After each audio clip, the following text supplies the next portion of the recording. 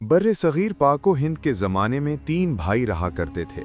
वो तीनों भाई गांव के ज़िम्मेदार की ज़मीनों पर काम किया करते थे। उन तीनों भाइयों के नाम असलम, दीन मोहम्मद और बदर थे। तीनों भाइयों में बेहद प्यार और मोहब्बत थी। वो तीनों दिन भर खेतों में काम करते रहते और सारा गांव उनकी मेहनत और ईमानदारी का मोतरफ था। उन तीनों भाइयों का जब भी जिक्र आता तो लोग उन्हें 3 भाइयों के नाम से याद करते। दर हकीकत वो तीनों भाई थे भी या नहीं। दरअसल वो मुख्तलिफ जगहों के भटके हुए मुसाफिर थे जो काफ़ी अरसे से एक साथ रह रहे थे और एक साथ काम कर रहे थे। वो तीनों एक एक करके एक दूसरे से मिले थे। उनके माँ बाप, उनके आबाओ अजदाद, हत्ता कि उनकी बीवी बच्चों की भी कोई खबर नहीं थी। लेकिन वो एक तवील अरसे से इकट्ठे ही रह रहे थे। गांव की नई नस्ल तो इस बात से बिल्कुल नावाकिफ थी कि वो वाकई भाई हैं या नहीं। असलम, दीन मोहम्मद और बदर सारा दिन खेतों में काम करते रहते। उन तीनों का कहीं कोई मुस्तकिल ठिकाना नहीं था, इसलिए उन्होंने इन्हीं जमीनों के बीचों बीच अपनी 3 झोपड़ियां बना रखी थीं। शाम होते ही वो झोपड़ियों के बाहर एक एक चारपाई डाल लेते और बैठ जाते। सर्दी होती तो लकड़ियां जलाकर आग ताप लेते और काम से फारिग होने के बाद सारी शाम उनकी बातें करते हुए गुजर जाती और जब नींद आती तो वहीं सो जाते। गांव का जमींदार उनके काम से बहुत खुश था और साथ ही उसे इस बात का इत्मीनान भी था कि वो तीनों उसके खेतों की रखवाली करते हैं। असलम, दीन मोहम्मद और बदर को एक दूसरे के साथ रहते हुए बहुत अरसा गुजर गया था, इसलिए वो एक दूसरे से अच्छी तरह वाकिफ थे और ये भी जानते थे कि वो तीनों एक दूसरे से मिलने से पहले चोरी किया करते थे। लेकिन उन्होंने कभी खुलकर एक दूसरे से इस बात का जिक्र नहीं किया था। मगर गांव के किसी और फर्द को इस बात की कानो कान खबर नहीं थी। यूं ही दिन गुजरते रहे। एक शाम वो अपने कामों से फारिग हो चुके थे और अपनी अपनी झोपड़ियों के बाहर चारपाइयों पर बैठे थे। उन्होंने आग जला रखी थी। न जाने क्यों अचानक बदर के दिल में एक ख्याल आया। उसने कहा, भाइयों, हम इतने अरसे से एक साथ रह रहे हैं और एक दूसरे को अच्छी तरह जानते हैं। हमें यह भी मालूम है कि हम एक दूसरे से मिलने से पहले चोरी किया करते थे, लेकिन अब चूंकि हम अपनी मेहनत मजदूरी से कमाते हैं तो मुझे ये जानने में दिलचस्पी हो रही है कि आखिर ऐसा क्या हुआ कि मेरी तरह तुम दोनों ने भी सच्ची तौबा कर ली और चोरी छोड़ दी। ये सुनकर असलम, जो इन तीनों में सबसे बड़ा था, हल्की सी मुस्कुराहट के साथ बोला, अरे मियाँ, रहने दो, दफनशुदा बातों को ना ही छेड़ो तो बेहतर है। लेकिन बदर के साथ साथ दीन मोहम्मद ने भी कहा, नहीं असलम भाई, आज एक दूसरे को अपने अपने राज बता देते हैं। तीनों ने एक दूसरे की बात मान ली। उसके बाद वहां चंद लम्हों के लिए खामोशी छा गई और ढलती हुई शाम उन्हें माजी की यादों की तरफ ले गई। असलम चंद लम्हे खामोश रहा। फिर कुछ देर बाद उसने खामोशी तोड़ी और कहा, भाइयों, मैं अपनी जवानी में बहुत ही फुर्तीला और चौकन्ना चोर रहा हूँ। किसी भी किस्म का ताला खोलना मेरे लिए मुश्किल नहीं था, लेकिन एक दिन मैंने एक ऐसी चोरी की जिसने मेरी जिंदगी बदल कर रख दी। ये कहकर असलम चंद लम्हों के लिए खामोश हो गया। फिर सोचते हुए बोला, हमारे गांव के करीब एक और गांव में एक अमीर खातून रहती थी। लोग उसे अम्मा जी कहकर पुकारते थे। वो बहुत सलीकेमंद और बावकार शख्सियत की मालिक थी। अपने उसूलों की इतनी पक्की थी कि उसकी मिसाल कम ही मिलती थी। दौलत भी उसके पास इस कदर थी जैसे वो किसी मुल्क की मलिका हो। कोई कहता उसके बेटे अमेरिका में रहते हैं और वहीं से उसे दौलत मिलती है, और कोई कहता कि उसकी लॉटरी लगी थी। उसके पास नौकरों की एक बड़ी तादाद थी जो उसका ख्याल रखते थे, मगर उसका कोई अपना नहीं था। ये सब जानने के बाद मुझे अपना काम और भी आसान लगने लगा, और सबसे बड़ी बात ये थी कि उसके दर से कोई भी सवाली खाली हाथ नहीं जाता था। किसी के यहाँ शादी हो या कोई गम, वो हर एक के साथ भलाई करती थी। उसकी यही सुनी सुनाई शोहरत मेरे दिल में उसकी तरफ कशिश पैदा करने लगी और मैं हर वक्त उसकी हवेली में चोरी करने के बारे में सोचता रहता था। फिर मैंने उसकी हवेली की तहकीक करने का फैसला किया और मैं वहां जाकर काम मांग लिया। उसने मुझे काम पर रख लिया।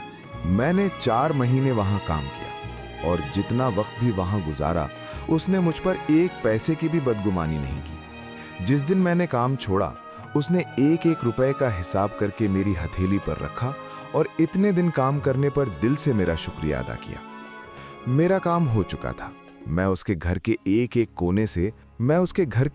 कोने से वाकिफ हो चुका था, और इस बात से भी कि उसके घर में एक ऐसा कमरा है जहां उसके सिवा कोई नहीं जा सकता। मुझे पूरा यकीन था कि इसी कमरे में बहुत सा मालो दौलत छुपा हुआ होगा। मैं काम छोड़कर अपने गांव वापस आ गया।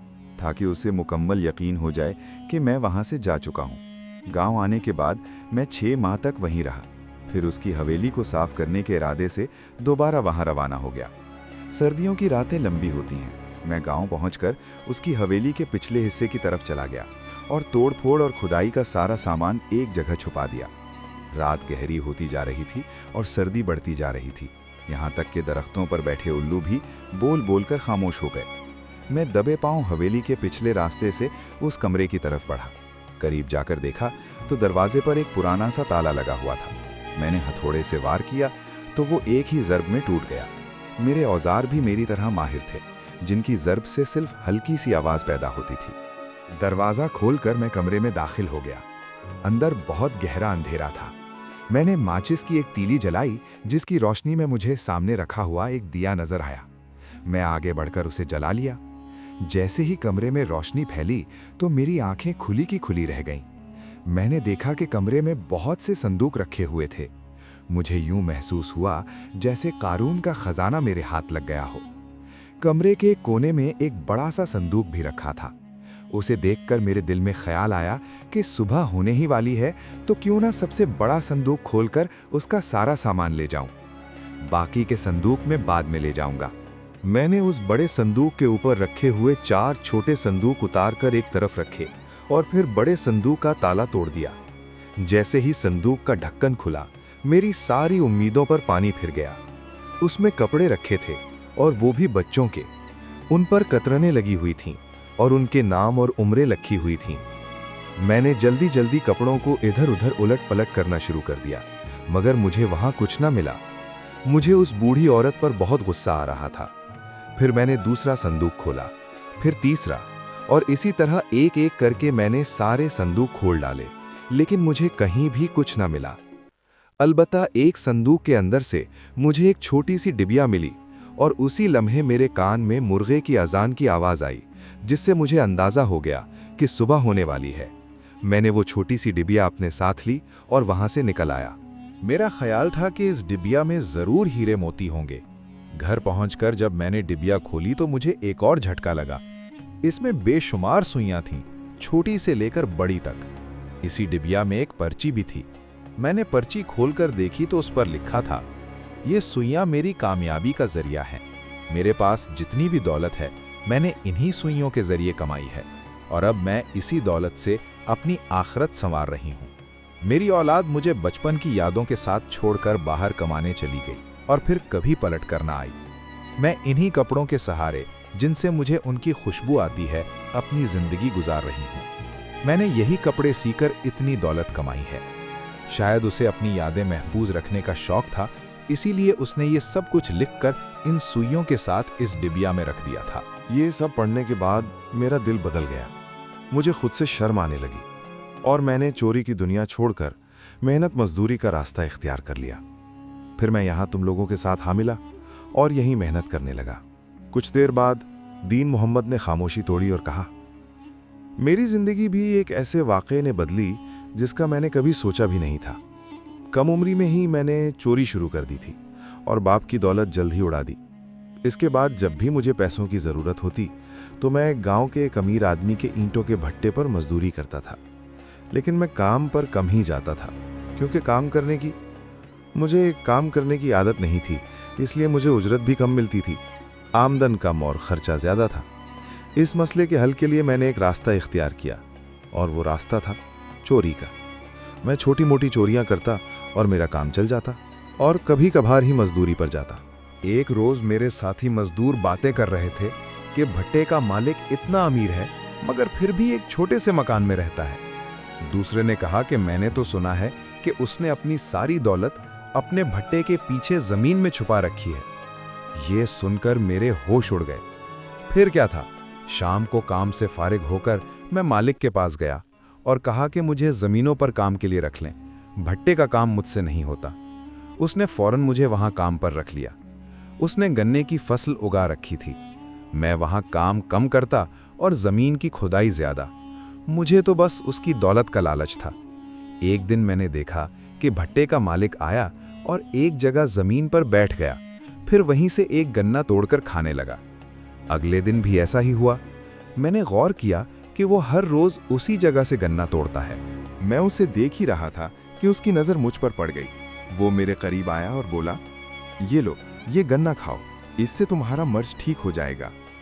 क्योंकि मैंने उससे झूठ बोला हुआ था, इसलिए मैंने चुपचाप गन्ना लेकर खा लिया।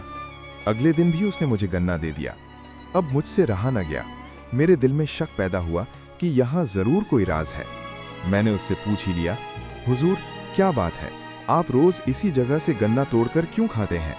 मेरी बात सुनकर वो मुस्कुराया, मुझे अपने पास बिठाया और कहने लगा, मेरी बात सुन, मैं एक अमीर आदमी था, या यूं कहो कि मुझे दौलत जमा करने का बहुत शौक था। चुनाचे मैंने बहुत से सोने के सिक्के, सोने की ईंटें और बहुत कुछ जमा कर लिया और इस सारी दौलत को एक कमरे में रख दिया। फिर मैंने सोचा कि इस दौलत की हिफाजत के लिए कोई पहरेदार भी होना चाहिए, मगर मुझे ये भी ख्याल आया कि कोई भी इंसान इसकी ईमानदारी से रखवाली नहीं कर पाएगा।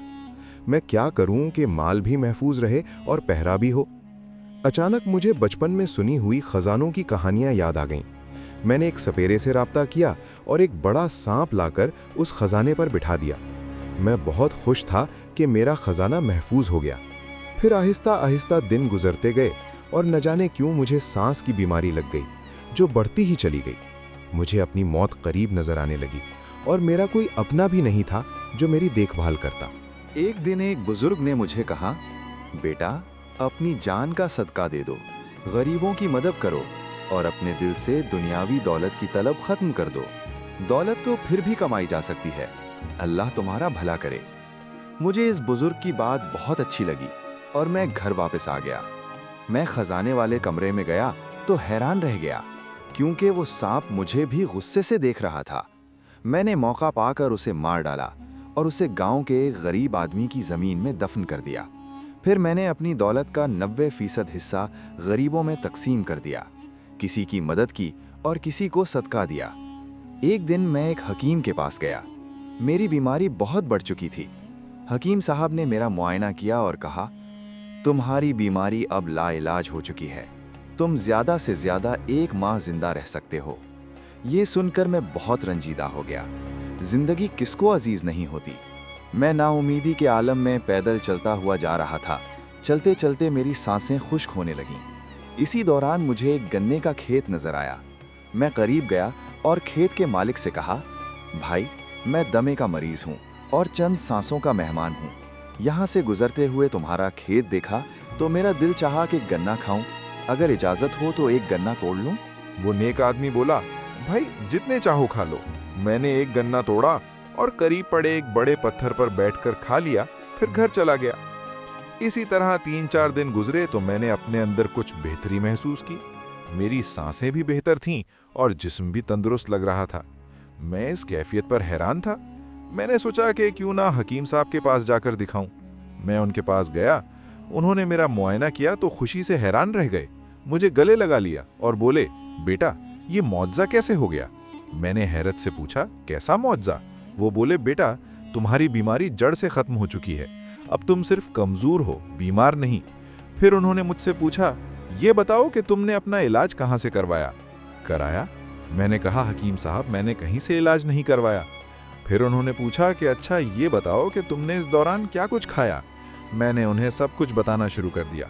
वो मेरी पूरी बात तवज्जो से सुन रहे थे। मैंने बताया कि ना मैं किसी से मिला और ना मैंने कुछ खास खाया। अलबत्ता जिस दिन मैं आपसे मिला था, उसके बाद जब मैं घर वापस जा रहा था तो रास्ते में मैंने एक गन्ना तोड़कर खा लिया था। जब मैंने गन्ने का जिक्र किया तो वो फौरन बोले, बताओ वो गन्ना तुमने कहाँ से तोड़ा था, मुझे वहाँ ले चलो। मैं उन्हें उस जगह ले गया। वहाँ पहुँचकर मैंने वही पत्थर देखा जहाँ मैं बैठकर गन्ना खाया था। हकीम साहब ने उसी जगह खुदाई शुरू कर दी। कुछ देर बाद जमीन के अंदर से एक मुर्दा सांप निकल आया। मैंने जैसे ही सांप को देखा तो पहचान लिया कि ये वही सांप था जो उस खजाने की हिफाजत पर रखा गया था और वो पत्थर उसी जगह की निशानी था। ये देखकर हकीम साहब बोले, बेटा, तुम्हारी बीमारी का वाहिद इलाज इसी सांप से तैयार होने वाली दवा थी, लेकिन इस सांप का मिलना नामुमकिन था और तुम्हारे पास वक्त कम था, इसलिए मैंने तुम्हें लाइलाज कह दिया था। मगर जिसे अल्लाह रखे उसे कोई नुकसान नहीं पहुंचा सकता। ये तुम्हारी नेकी का बदला था जो तुम्हारी शिफा का सबब बनी। फिर मैंने सख्त मेहनत करके अपनी ज़मीनों पर गन्ना उगाया और उसी के साथ साथ वो खेत भी दुगनी कीमत पर खरीद लिया जहां मैंने सांप दफन किया था। इसलिए मैंने तुम्हें भी उसी जगह से गन्ना तोड़ कर दिया। ये वाकया मेरे दिल में बैठ गया और मैंने सब कुछ सच सच उसे बता दिया। फिर मैं वहां से आ गया और दोबारा कभी चोरी ना करने का अज़्म कर लिया, क्योंकि अल्लाह की रज़ा से बढ़कर कुछ नहीं।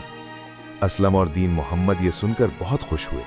फिर बदरी की बारी आई, मगर रात ज्यादा हो चुकी थी, इसलिए वो अपनी अपनी चारपाइयों पर लेटकर सो गए।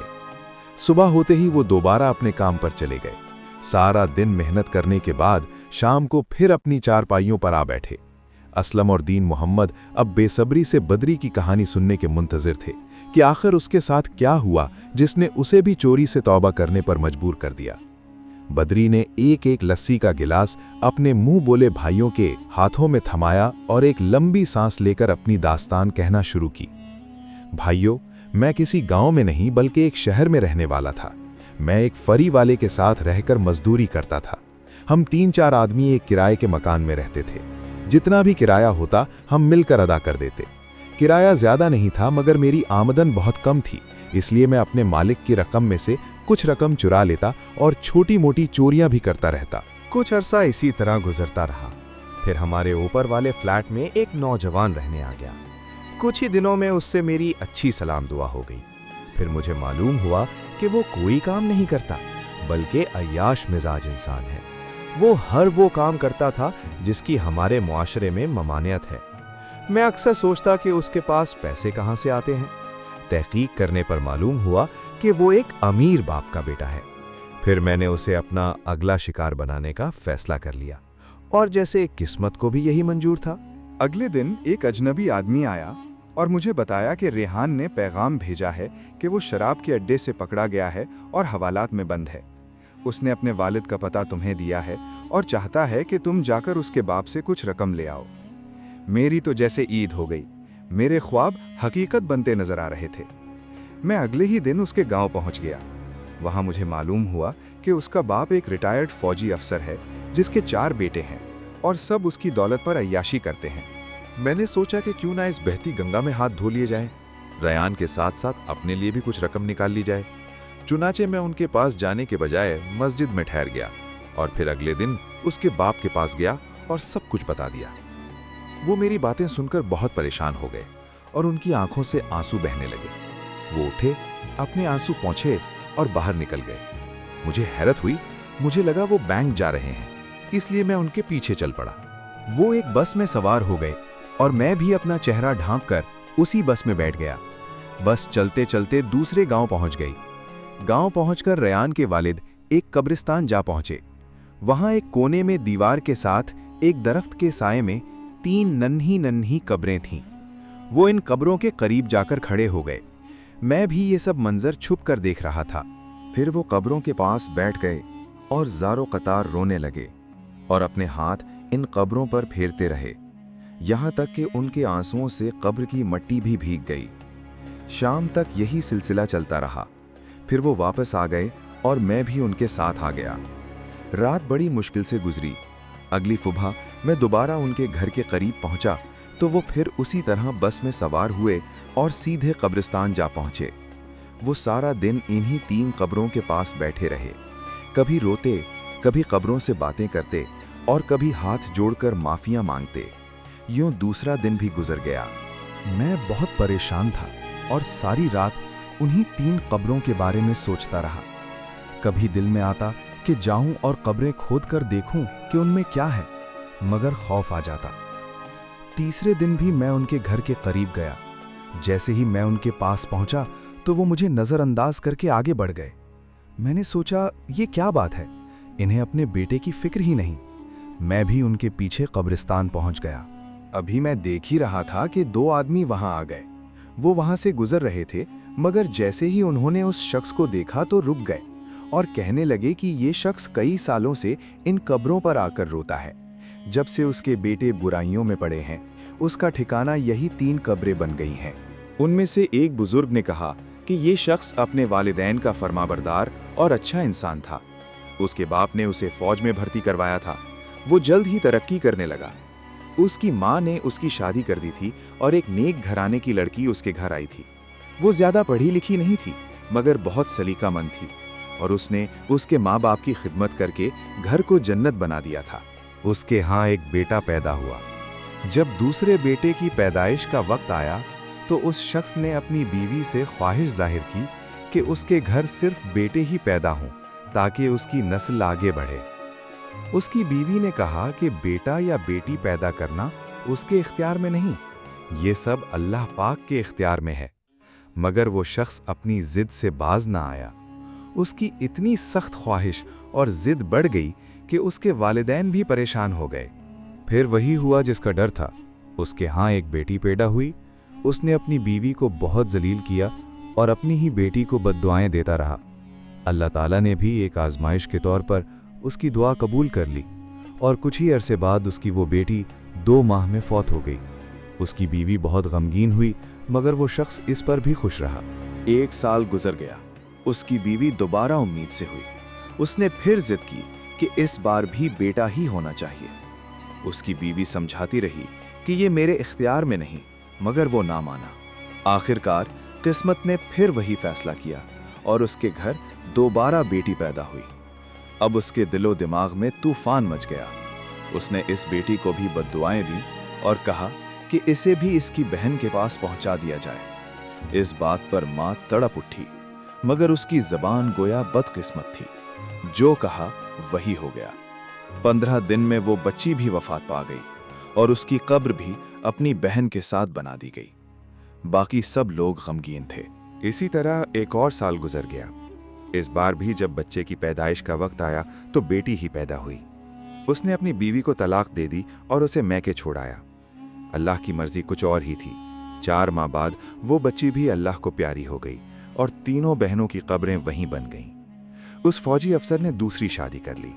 उसकी दूसरी बीवी पहली के बिल्कुल बरक्स निकली, मगर उसने उसके वालिदैन को इतना तंग किया कि वो दोनों 1 साल के अंदर वफात पा गए और साथ ही अल्लाह ने उसके दिल की ख्वाहिश भी पूरी कर दी, मगर इस तरह कि उसे एक के बाद एक नहीं बल्कि दुख और पछतावे की एक लंबी सज़ा मिल गई। आखिरकार अल्लाह ने उसे 4 बेटे अता किए। बेटों की पैदाइश पर उसका सर खुशी और फख्र से बुलंद हो गया, मगर अफसोस वो खुद तो अपने काम पर होता, लेकिन उसकी बीवी बिल्कुल लापरवाह तबीयत की थी। उसने बच्चों की तरबियत पर तवज्जो न दी और रही सही कसर उसकी दौलत ने पूरी कर दी। वो चारों बेटे बुरी सोहबत में पड़ गए। शराब, अय्याशी और दूसरे गुनाहों में मुब्तला हो गए। उन्होंने उसकी सारी दौलत ज़ाया कर दी, यहाँ तक कि उसके लिए कुछ भी न छोड़ा। उसकी वो इज्जत भी खाक में मिला दी जो उसने जिंदगी भर कमाई थी।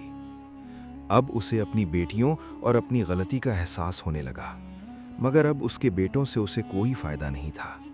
वो दिन भर उन्हीं नन्ही कब्रों के पास बैठा रहता। उसके बेटों ने उसके पास एक फूटी कौरे भी न छोड़ी और जो कुछ थोड़ा बहुत बचा था वो भी उसका छोटा बेटा लेकर चला गया। बस ये सब सुनकर मुझे बहुत अफसोस हुआ। उन 3 नन्ही कब्रों की हकीकत ने मुझे अंदर से झंझोड़ दिया और मुझे यूं महसूस हुआ जैसे मेरे अंदर का इंसान जाग गया हो। मैं खामोशी से वहां से वापस आ गया। अब मुझे समझ आ गई थी कि रियान के वालिद ने अपने बेटे की रिहाई के लिए कुछ क्यों न दिया, क्योंकि उनके पास देने को कुछ था ही नहीं। अगले ही दिन मुझे खबर मिली कि रियान के वालिद वफात पा गए हैं। ये सुनकर मुझे बहुत सदमा हुआ और मैंने उनकी नमाज जनाजा अदा की। मेरे सामने एक बेबस इंसान की मैयत थी, वही इंसान जिसे लूटने के इरादे से मैं आया था। मुझे अपने आप पर बहुत दुख हुआ और उसी वक्त मैंने चोरी से सच्ची तौबा कर ली और सब कुछ छोड़कर यहाँ आ गया। बदरी ये सब सुनाते सुनाते रो पड़ा। उसके बाद तीनों ने हमेशा एक साथ रहने और एक दूसरे का सहारा बनने का वादा किया। प्यारे दोस्तों, उम्मीद है ये सच्ची कहानी आपको पसंद आई होगी। अगर वीडियो अच्छी लगी हो तो कमेंट में अपनी राय ज़रूर दें और चैनल को सब्सक्राइब करें। वीडियो देखने का बहुत शुक्रिया।